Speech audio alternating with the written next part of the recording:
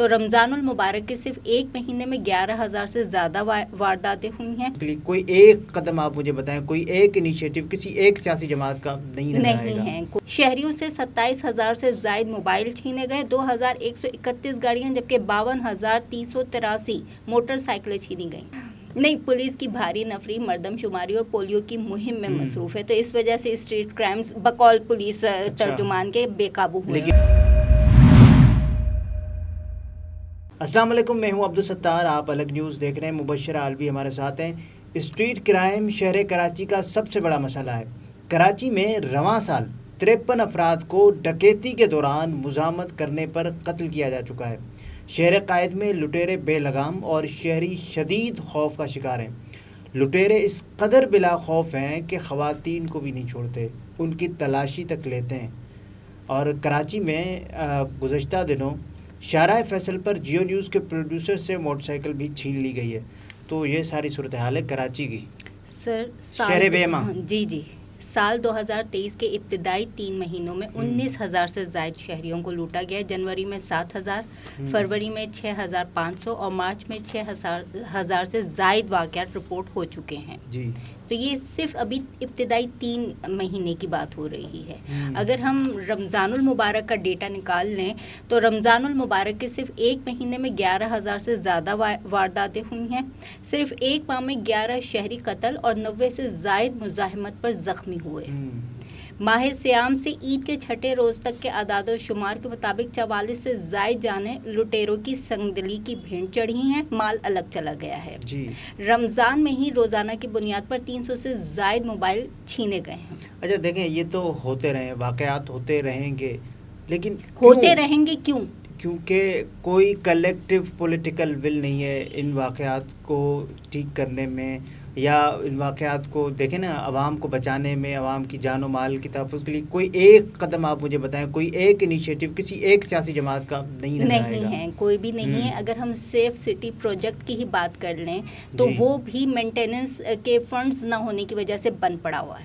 اس وقت جو حالات ہیں نا، جرائم پیشہ افراد اتنے بلا خوف ہیں. دیکھیں، ان کو دیدہ دلیر ہیں، وہ تو ان کو دے دی گئی ہے، کھلی چھوٹ ہے کہ آپ جہاں جائیں آپ کریں. بس 2,000 سسٹم یہ سیف سٹی پروجیکٹس کے اس میں کھپت ہے. 200 کیمرے لگائے گئے تھے جس میں سے 70 خراب پڑے ہوئے ہیں.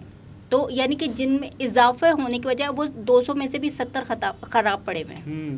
اچھا، سٹیزن پولیس لائن کمیٹی کی ایک رپورٹ ہے CPLC کی، 1 اپریل سے 30 اپریل 2023 تک. اس میں یہ ہے کہ 18 کارز یا 4 ویل گاڑیاں چھینی گئیں 1 سے 30 اپریل 2023 تک. 143 کارز یا گاڑیاں 4 ویلر چوری کی گئیں. 48 گاڑیاں یا 4 ویلر ریکور کی گئیں، جبکہ 465 موٹر سائیکلیں چھینی گئیں. اور آپ دیکھیں کہ 1 اپریل سے 30 اپریل 2023 تک 4,408 موٹر سائیکلز چوری کی گئیں. 4,408 بڑا فگر اور ہے یہ. 166 صرف ان میں سے 166 موٹر سائیکلز ریکور کی گئیں. گن پوائنٹ پر آپ دیکھیے کہ موبائل چھیننا بڑا مسئلہ ہے. 2,253 موبائل فونز چھینے گئے اور 53 ان میں سے ریکور کیے گئے. 53 اغوا برائے تاوان کا ایک واقعہ رپورٹ ہوا ہے. ہم سمجھتے ہیں نا کہ ایک واقعہ تو کراچی تو بہت اچھا ہو گیا، لیکن اغوا کے جو واقعات ہیں لوگ رپورٹ اس لیے نہیں کرواتے ہیں تاکہ ان کو ڈر ہوتا ہے، کہیں گے کہ آپ نے پولیس میں رپورٹ کی تو مار دیں گے. دیکھیں، آپ تو اس کی بات کر رہے ہیں، شہر میں یومیہ 3,000 وارداتیں ہوتی ہیں جن کا اندراج تھانوں میں نہیں کیا جاتا. ہوتا ہی نہیں. اور ساتھ میں جو لوگ قتل ہوئے مختلف واقعات میں وہ ہیں 40 لوگ. یہ وہ ہیں جو سرکاری اعداد و شمار ہم دیکھ رہے ہیں. حقیقی تعداد تو اس سے کہیں زیادہ ہوگی، جو ایکچوئل نمبرز ہیں وہ اس سے کہیں زیادہ ہوں گے. ایک بینک ڈکیتی بھی ہو چکی ہے 1 اپریل سے 30 اپریل 2023 تک. کراچی کے جو سر فہرست 10 بازار ہیں، ایک سال میں 94 ارب کا ٹیکس دیتے ہیں. ایک سال میں 94 ارب کا ٹیکس، اور اتنا بھاری ٹیکس دینے کے باوجود سال 2022 میں اسٹریٹ کرائمز کی 82,000 سے زائد وارداتیں ہوئی ہیں.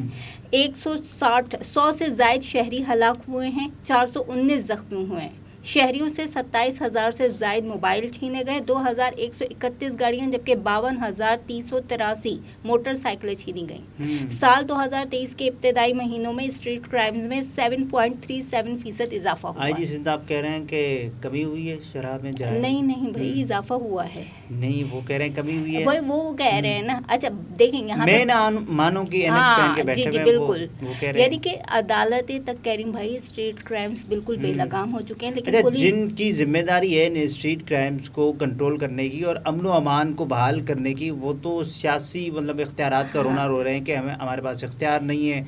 तो गवर्नर साहब खुद कहते हैं ना कि मुझे दे दें आईजी का इख्तियार, 4 दिन में मैं ऐसे करूंगा। तो मतलब मेरे ख्याल से दे ही देना चाहिए। दे ही देना चाहिए। उन्होंने उम्मीद की घंटी तो लगा दी है।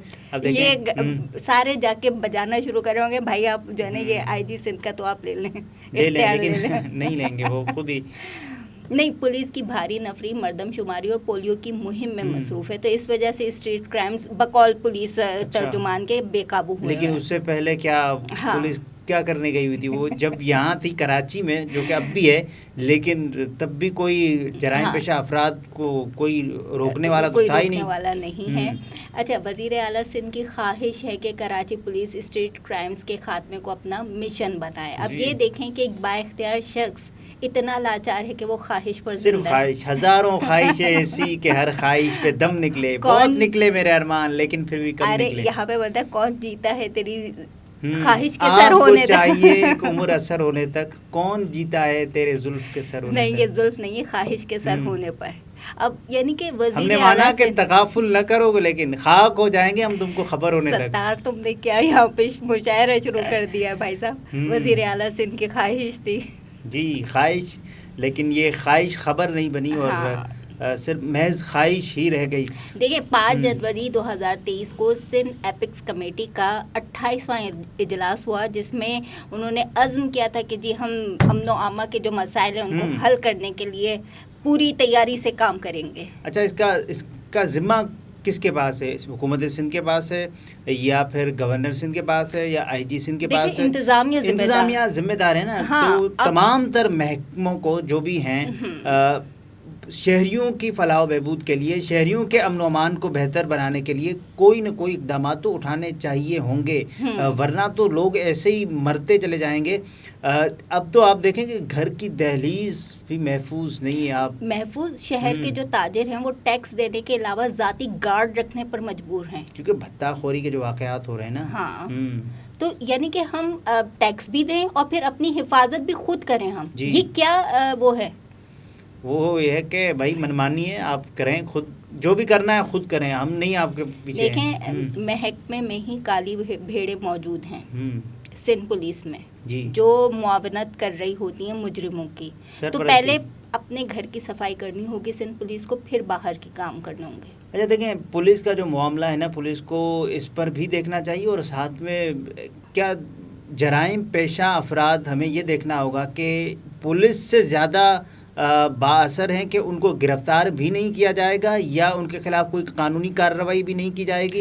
इस तरह हम कराची को मतलब ऐसे ही इन भत्ताखोरों, इन लुटेरों, इन डाकुओं के रहमो करम पर छोड़ देंगे?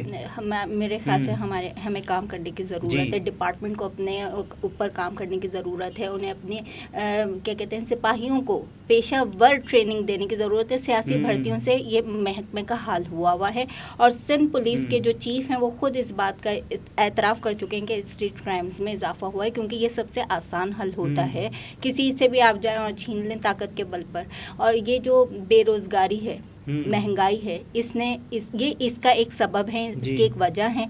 तो हमें इन वजूहात को भी देखना होगा, डिपार्टमेंट को अपने कारकर्दगी पर भी काम करना होगा, तभी हम कुछ कर सकेंगे, वरना ये इस तरह तो हम लुटते रहेंगे। नाज़रीन, ये वो हालात हैं जो हंगामी इक़दामात के मुतकाज़ी हैं। इजाज़त दीजिएगा, अल्लाह हाफ़िज़।